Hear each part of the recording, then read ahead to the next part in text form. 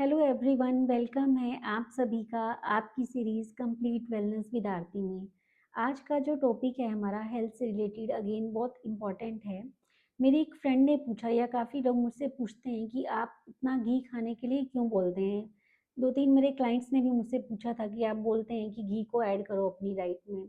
तो जो लोग नहीं खाते आई थिंक मैं 7 टू 8 रीज़न आपको ऐसे दूँगी और इतने बेनिफिट बताऊँगी जो बोलते हैं ना सिर से लेकर कि नीचे पैर तक इतने इसके फ़ायदे हैं हमारी पूरी बॉडी के लिए जो बॉडी को नरिश करता है, वो है हमारा गाय का देसी घी। तो सारा वीडियो सुनने के बाद जो लोग घी नहीं खाते आई थिंक वो घी खाना स्टार्ट कर देंगे। तो अगेन वीडियो बहुत अच्छी होने वाली है, जिसने सब्सक्राइब नहीं किया कर लीजिए और नहीं करना तो आप ध्यान से वीडियो को ज़रूर सुनना। आपकी हेल्थ के लिए ये वीडियो बहुत इम्पोर्टेंट है। तो पहले मैं बताऊँगी कि घी का डिफ़रेंस क्या है, जो एक बिलोना गाय का जो घी बोलते हैं मार्केट में आ रहा है या हम जो लोग घर पर बनाते हैं, इन दोनों में डिफ़रेंस क्या है और कौन-सा घी खाना हमारी हेल्थ के लिए अच्छा है। जो लोग हम घर पर घी बनाते हैं या मैं बना रही हूँ या आप लोग बनाते हैं, सिंपली हम मिल्क को गरम करते हैं, उसके ऊपर से मलाई निकालते हैं, मक्खन बनाते हैं और घी बना देते हैं। अब इसमें क्या होता है, जो हमने घी बनाया इसकी शेल्फ लाइफ बहुत कम होती है। व्हाई? मक्खन में कुछ ना कुछ हमारा वाटर कंटेंट रह जाता है या जो पानी भी बचता है हमारा, तो ये हमारा एक स्मॉल प्रोसेस है। लेकिन जो दूसरा प्रोसेस होता है हमारा फैक्ट्रीज में बनाया जाता है, वो भी क्रीम से डायरेक्ट ऐसे बना देते हैं।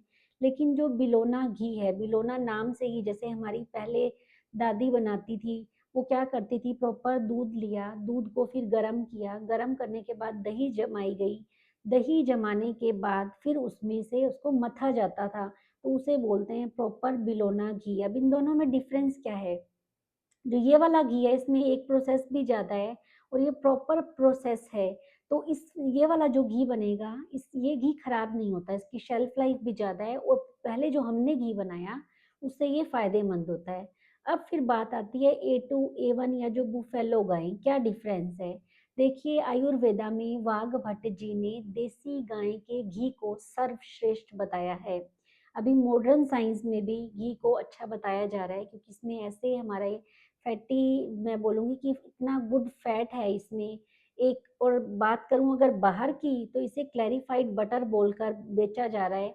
उनको लगता है कि हमारा जो देसी घी है नाम उन्होंने चेंज कर दिया है। तो हम लोग घी से पीछे हट रहे हैं और बाहर के लोग अभी क्लैरिफाइड बटर करके उसे स्टार्ट कर रहे हैं। तो जो देसी गाय का घी होता है वो सबसे अच्छा है। A2 इसीलिए बोला जाता है कि गाय का जो देसी घी है वो A2 है। A1 क्यों बोलते हैं? क्योंकि जब पता नहीं होता गाय देसी है या वो हाइब्रिड विदेशी है या कोई और ब्रीड है उसकी, तो उसे बोला जाता है कि घी का हमें सोर्स नहीं पता फिर कहाँ से आ रहा है। उसकी बात करें भैंस के घी की, गाय का घी खाना, गाय का दूध पीना बोलते हैं कि माइंड के लिए, जो वेद में आयुर्वेदा में भी लिखा गया है, हमारा जो माइंड है उसे शार्प करता है, मेमोरी को शार्प करता है। और भैंस का घी किन के लिए अच्छा माना जाता है? लाइक जो लोग जिन्हें बहुत बल चाहिए या जो लोग कुश्ती करते हैं, बहुत जिम जाते हैं, जिन्होंने अपना वेट गेन करना है, तो उसके लिए भैंस का घी बहुत अच्छा माना जाता है। या जैसे रंजीत दीक्षित जी बोलते हैं, जो लोग खेतों में बहुत काम करते हैं, फिजिकल एक्सरसाइज बहुत ज़्यादा करते हैं, लेकिन अभी हमारा जो सबका लाइफस्टाइल है बहुत सीडेंटरी हो चुका है और अगर आप भैंस का घी बहुत ज़्यादा खाए जा रहे हैं, तो डेफिनेटली वो तो आपका फैट बढ़ाएगा ही बढ़ाएगा। तो ये डिफरेंस है बिलोना घी में, A2 A1 या भैंस के गाय के घी में। उसके बाद मैं करती हूँ घी आपको कैसे पता चले, कि क्योंकि मार्केट में इतने सारे घी आ रहे हैं एंड मैं अगर अपना पर्सनल एक्सपीरियंस भी बताती हूँ, आप अपनी चॉइस से लेना। अभी मार्केट में बहुत सारे घी भी आ रहे हैं, लेकिन आप ट्राई करना चाहें तो ये कर सकते हैं। मैंने पतंजलि, अमूल, ब्रिटानिया एंड बहुत सारे brand I think milky mist, कितने सारे घी जब हम बाहर रहते थे वहाँ भी मैंने ट्राई किए। लेकिन हर बार क्या होता था कि जैसे 900 ग्राम का लीटर का हमारा वो बॉक्स आया, ऊपर वाली लेयर हमेशा लगती थी कि घी है, खुशबू आ रही है, पर जब नीचे की लेयर आती थी तो ऐसे लगता था ये पूरा डालडा है, इसको ना खाया जाए, इससे अच्छा है हम सरसों का तेल खा लें। लेकिन उसके बाद रियली जो A2 गाय का घी बोलते हैं ना कि स्विच करते हैं, हम ट्राई करते रहते हैं, तो हमारी खोज भी कहीं न कहीं जाकर ख़त्म होती है। तो फाइनली मुझे कंट्री डिलाइट एंड अन्वेषण का घी बहुत पसंद आया है। आप चाहें तो आप भी ट्राई कर सकते हैं, या जब आप सर्च करेंगे नेट पर तो आपको पता चलेगा कि ये ब्रांड हैं, आप उसके बाद ट्राई करें, क्योंकि हेल्थ आपकी है, आपको सर्वे भी करना चाहिए, बिल्कुल हक है आपको ये भी देखना है कि कौन-सा ब्रांड प्योर है।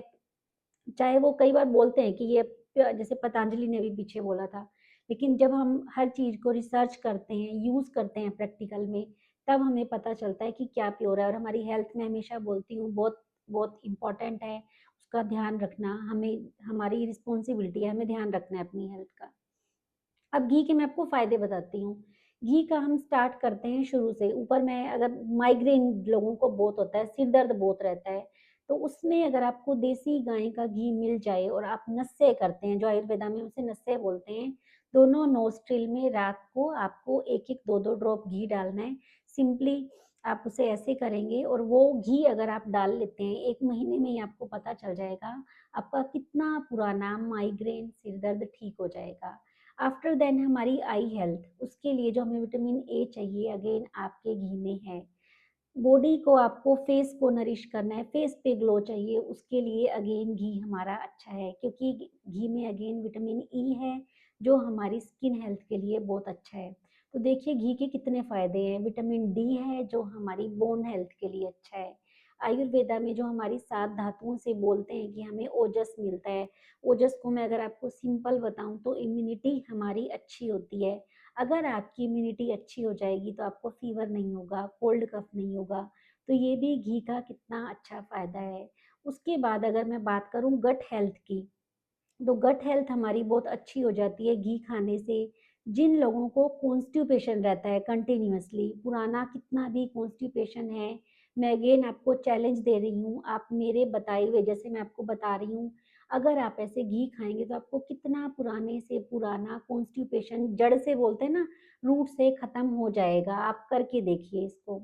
जिनको एसिडिटी रहती है, खट्टी डकारें आती हैं, इट मीन्स आपकी प्रवृत्ति बॉडी टाइप पित्त वाली है, आपको बहुत हीट रहती है, तो उनके लिए अगेन घी बहुत अच्छा है। सुबह आप गुनगुने पानी में घी डालिए, थोड़ी-सी मिश्री डालिए, आप उसका सेवन करें। आप उसे अगर पिएँगे रेगुलर तो आपका पित्त दोष भी बैलेंस हो जाएगा।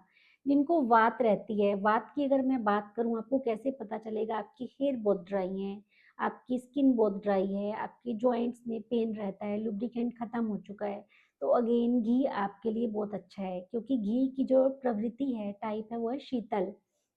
कूलिंग है घी भी, तो हमारी बॉडी में शीतलता देता है, हमारी बॉडी में लुब्रिकेंट देता है, वात वात को भी मैनेज करेगा, पित्त को भी मैनेज करेगा। तो देखिए कितने फ़ायदे हैं, इतने फ़ायदे घी में हैं। मैं फिर बोल रही हूँ, आपकी बॉडी को नरिश कर देगा अगर आप घी खाते हैं। अब घी को आपको ऐड कैसे करना है, कितना खाना है, मैं ये भी बताऊँगी। अभी जैसे सर्दियाँ आई हैं, तो आप मिनिमम 1 स्पून से स्टार्ट करके इसे मैक्सिमम 3 स्पून तक खा सकते हैं। थोड़ा सर्दियों में इसे और भी बढ़ा सकते हैं, लेकिन गर्मियों में आप इसकी क्वांटिटी कम कर सकते हैं। अब मुझे बहुत एक अच्छा और याद आ गया वेट लॉस पर।